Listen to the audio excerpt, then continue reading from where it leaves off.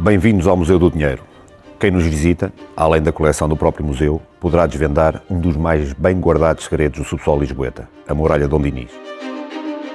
Descoberta em 2010-2011, durante as escavações arqueológicas, a muralha encontra-se sob o atual saguão do edifício. Esta é a oportunidade de a descobrir. Venha connosco. Em 2010, o mistério foi finalmente resolvido e a muralha foi revelada ao público pela primeira vez. Para a ver melhor, mais em pormenor, sigam-me.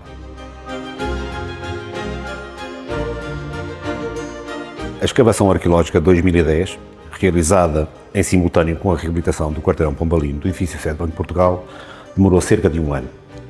Num cenário destes, um cenário de construção civil com grande complexidade e grande volume, é natural que a arqueologia tivesse alguns problemas de enquadramento. No entanto, graças ao esforço de todos os intervenientes, foi possível levar a bom porto esta tarefa. Apesar da Muralha Dom Dinis ser a grande revelação dos trabalhos arqueológicos, um monumento nacional inédito na história de Lisboa, outras descobertas existiram que nos permitem conhecer melhor a história da cidade. No fundo, abriu-se uma cápsula com cerca de 2000 anos de história, onde podemos ver indícios desde a época romana imperial, época islâmica, época medieval, época moderna, inclusivamente época pombalina e a Igreja de São Julião com a sua necrópole com cerca de 300 enterramentos. Há, de facto, um conjunto muito vasto de indícios que nos permitem conhecer melhor a história de Lisboa, alguns dos quais, alguns artefactos, estão expostos na Galeria Museológica.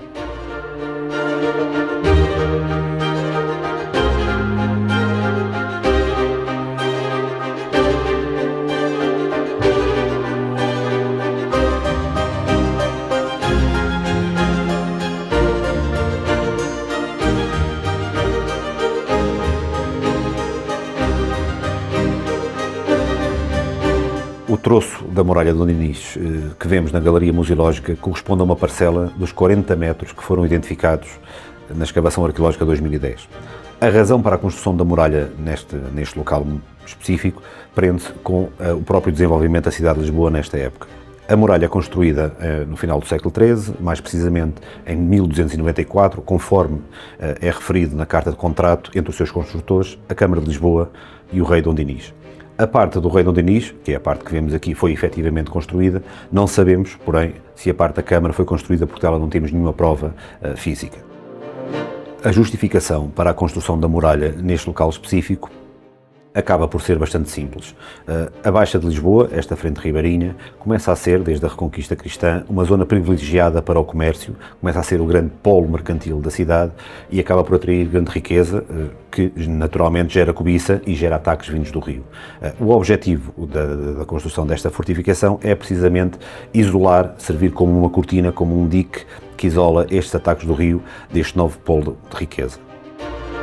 A muralha, ao ser construída, vai, de certa forma, ordenar toda a malha urbanística posterior. Tanto as tercenas a sul, as casas das galéias do rei Dom Dinis e dos seus sucessores, onde os reis de Portugal armazenam o equipamento naval e fazem algumas reparações, e a Judireia Nova, que se desenvolve a norte, uma pequena rua e algumas casas relativamente modestas, onde se muda parte do contingente judaico da cidade relacionado com a construção naval.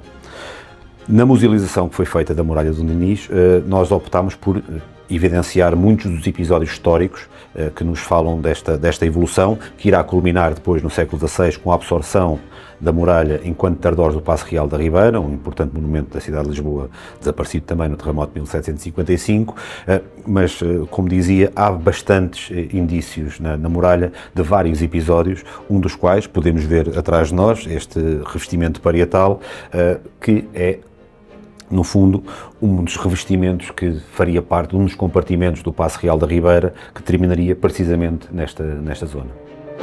Tal como na restante zona da Baixa pré-pombalina, o terremoto de 1755 teve efeitos devastadores na Muralha de Dom Dinis, significando, metaforicamente, a sua morte.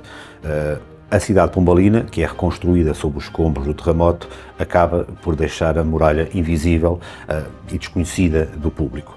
Fruto deste desconhecimento, há vários episódios de destruição, um dos quais podemos ver aqui, esta grande demolição que foi feita para a colocação de um para-raios, que representa precisamente essa morte da muralha. Um outro episódio, que também está patente na Galeria Museológica, prende-se com o Poço Pombalino, que é construído na zona do Saguão, que se encontra por cima de nós, e que também rompeu parcialmente a estrutura da muralha. A escavação de 2010 vem reverter um pouco este panorama de desconhecimento e, no fundo, representa o renascimento da muralha e criou uma oportunidade única para visitar esta estrutura patente no Museu do Dinheiro.